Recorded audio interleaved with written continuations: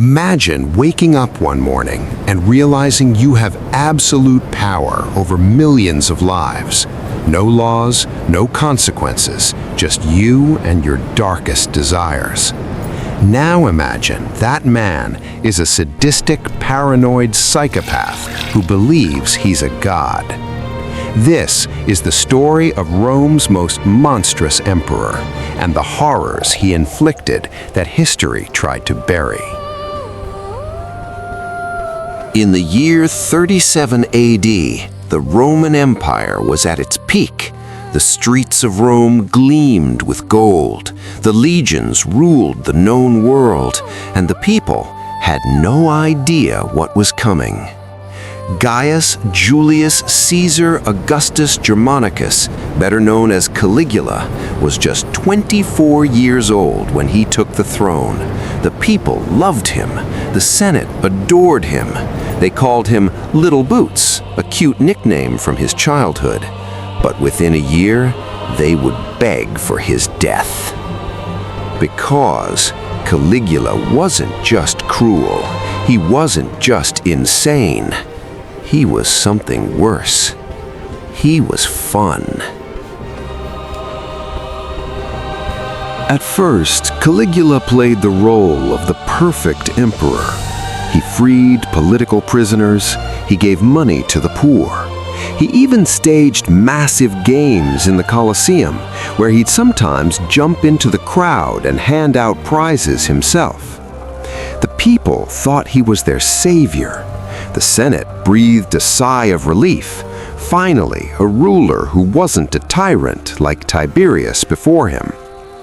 But then, the illness came. A dramatic pause.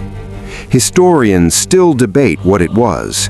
Maybe epilepsy, maybe syphilis, maybe just the rot of absolute power. But after Caligula recovered, he was different.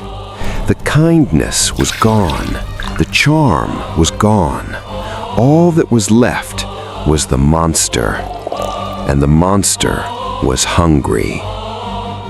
Caligula's first victims, his own family. He had always been too close to his sisters. Rumors swirled that he slept with all three of them. But after his illness, he didn't even bother hiding it. He would host dinner parties where he'd force his sisters to sit on either side of him, kissing them in front of the Senate. When his favorite, Drusilla, died of a fever, he didn't mourn. He declared her a goddess, and then he started executing anyone who didn't worship her. But his sisters weren't his only victims.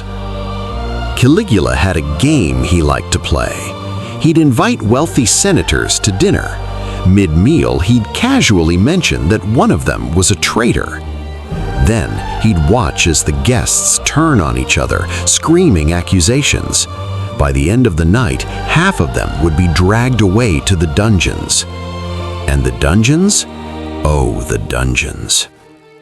Caligula didn't just want his enemies dead. He wanted them broken. He invented new ways to kill, not for efficiency, for entertainment. One of his favorites, the Little Boots treatment, named after his childhood nickname.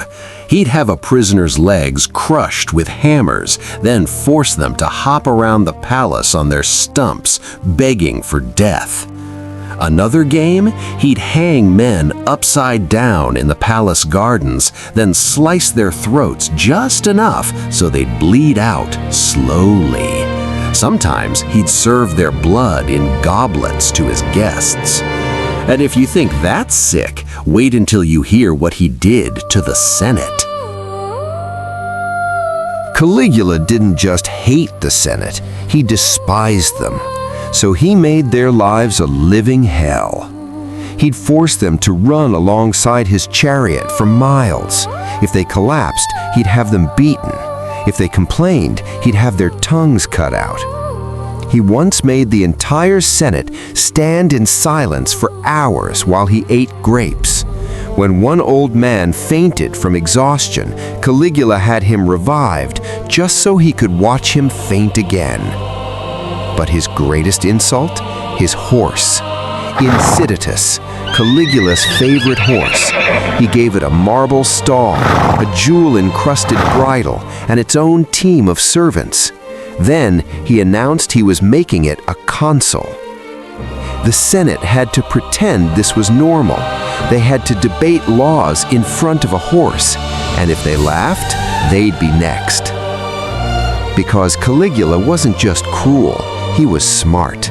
He knew exactly how to humiliate the powerful, and he loved it. By 41 AD, Rome had had enough. The Praetorian Guard, his own bodyguards, had seen enough madness. On January 24th, they cornered him in a hallway beneath the palace. They stabbed him 30 times. Even after he was dead, they kept stabbing. They hacked off his head and paraded it through the streets on a pole. The Senate tried to erase him. They destroyed his statues. They burned his records. They even made it a crime to speak his name. But some stories are too dark to forget. Caligula's reign lasted just 4 years, but in that time he proved one terrifying truth. Absolute power doesn't corrupt, it reveals. What do you think? Was Caligula born a monster, or did Rome make him one? Comment below. And if you think Caligula was bad, just wait until you meet Nero.